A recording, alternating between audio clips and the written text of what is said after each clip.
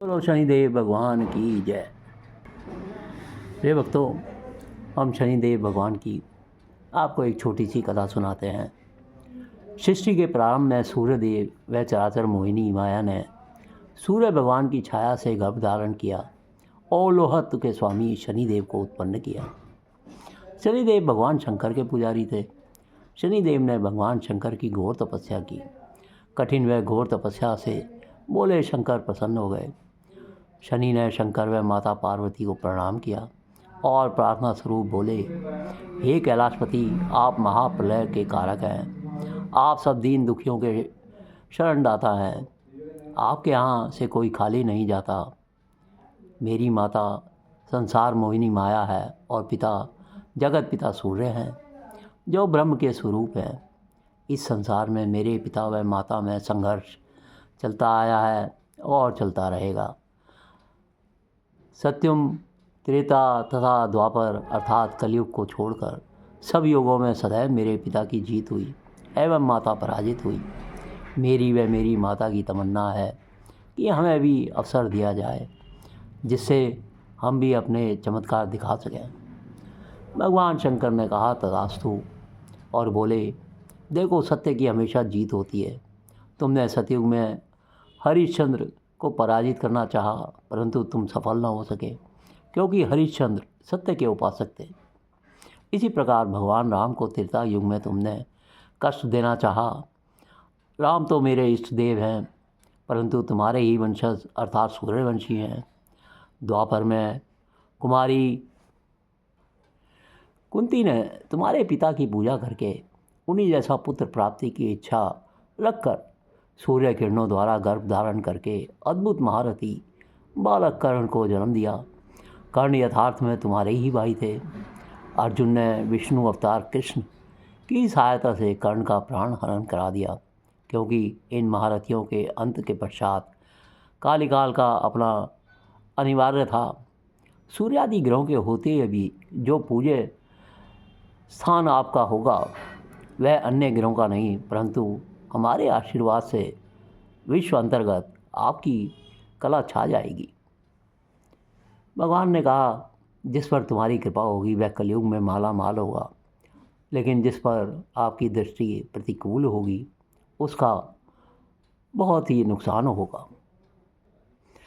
शनिदेव बोले, हे मेरे इष्ट देव भगवान शंकर, आपकी कृपा से मैं प्रफुल्लित हुआ। अब यह अवसर आ गया है कि मैं आपके आशीर्वाद का पूर्ण लाभ उठा सकूं। अभी तक तो लोक परलोक में मेरा अपमान ही होता रहा है। अब मैं सभी से अपना बदला लूँगा।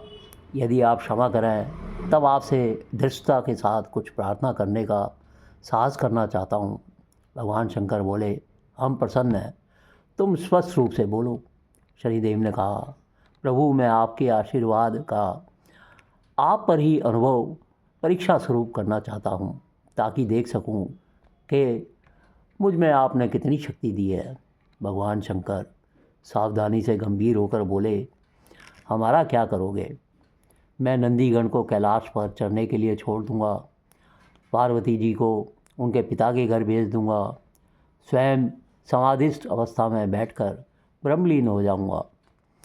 इतना सुनते ही शनि महाराज इस देव के चरण स्पर्श कर कहने लगे, विश्वनाथ, अब मुझे विश्वास हो गया कि भविष्य में मेरी पूजा करने वालों की जय जयकार होगी, क्योंकि मेरे कहने मात्र से ही आप तीन तेरे होने का विचार रखते हैं।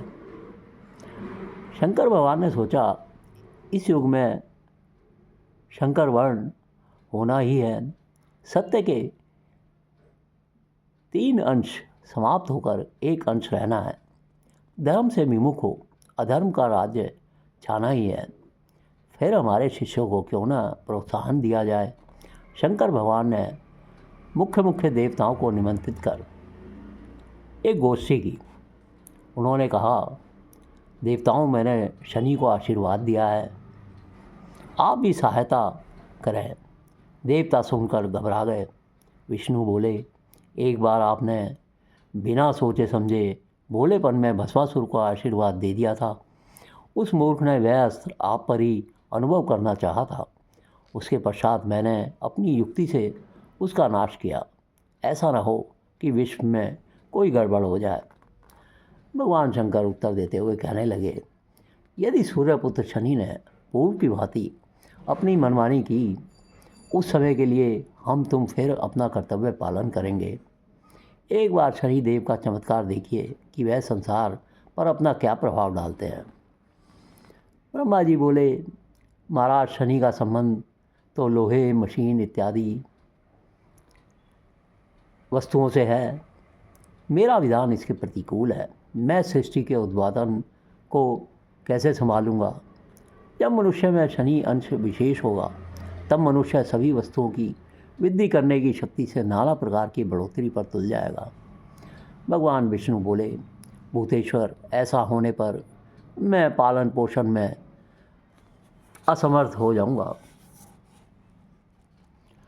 तब शनि टेढ़ी दृष्टि का उत्तर देने लगे, जब तक आपने लोक परलोक में अपनी मनचाही की, ब्रह्मज्ञानियों, विद्वान, तत्वगुणी, सत्य वक्ता तथा सज्जनों की उपासना कराई, मैंने तथा मेरे इस देव शंकर ने तनिक भी बाधा नहीं पहुंचाई।